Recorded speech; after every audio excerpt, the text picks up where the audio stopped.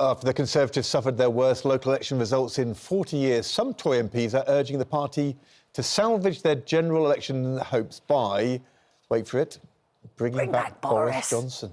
A recent poll for Good Morning Britain found 15% of people think Boris should be the next Conservative leader. Is Boris the answer?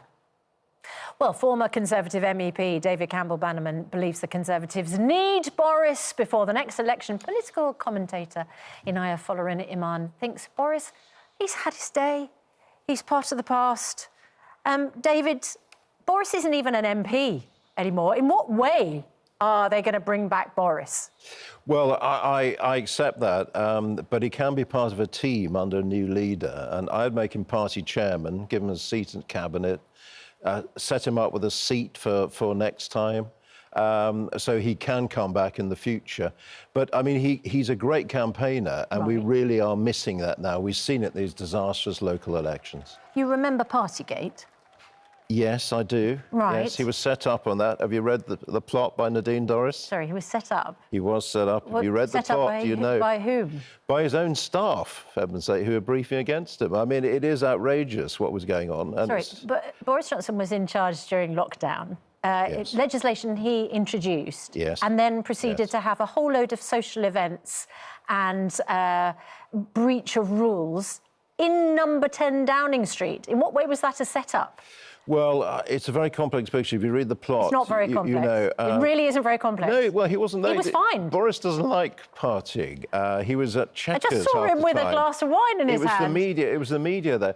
No, look, it's much more complex than that. And to be honest, if it was that damaging, why was it that he was only 2 to 4% behind in the polls after Partygate, and now we're 24% behind in the polls? It was that damaging. He's no longer an MP. Why did he resign then? I don't know, actually. He would have won. I went to Uxbridge and actually campaigned in Uxbridge, and I think he would have won. And people were saying that Harriet Harman has stolen our Boris away. So I think he could have won, actually, at Uxbridge. But I think he will be back. But this is a way to do it. Make him party chairman, get him back in the cabinet. Inaya. Well, I think what we're hearing is part of the reason why I don't think Boris should be brought back as leader. The failure to actually understand the reason why Boris Johnson essentially had to resign as leader is really what we're seeing today. Look, I do accept that Boris Johnson did some really important historic things, you know, getting Brexit done, his championing of Ukraine, but many of his qualities that led him to victory, the 80-seat majority, are often actually the things that were his shortcomings. His leadership remained to be wanting, let's just say. Partygate has already been mentioned. His constant U-turning on whether that was taxes, free school meals for children, COVID. I think all of that just lost confidence in his leadership. Inaya, I don't know whether you're open about who you vote for, which party you vote for, but I wonder, does it matter that Boris Johnson breached a whole load of rules, including his own, got fined, got found out, if he actually could lead a Conservative Party to a historic next term at the general election? Does it, if he's an effective campaigner and David thinks he would win, isn't that the bottom line for Tories? It is a really difficult one, because as you do also see in America with Trump, he's facing all sorts of legal and criminal charges, but that has still meant that because people think that he could potentially win against Biden, people have supported him. And I just don't think that's a positive reflection of where our politics are. We want people that are competent, we want people that can lead, but also have a genuine vision. And just because he can make people laugh and just because he's great on screen does not mean that he can be the leader of this country. Isn't the problem, David, that the complexity of the task now for the Conservatives is just too much for Boris? I mean, they need to win back red wall seats, people who voted for him in 2019, get Brexit done. But the Conservatives are also losing lots of seats to the Liberal Democrats in the blue wall, in the southwest, in the cities or on the edge of the cities, with people saying, you know, that we want a different kind of conservatism, that we want to be, to engage more with the European Union, for example, to be doing more for the NHS. And the problem is that Boris, it's hard for him to be the guy who can actually be a uniting figure now because he's too Marmite.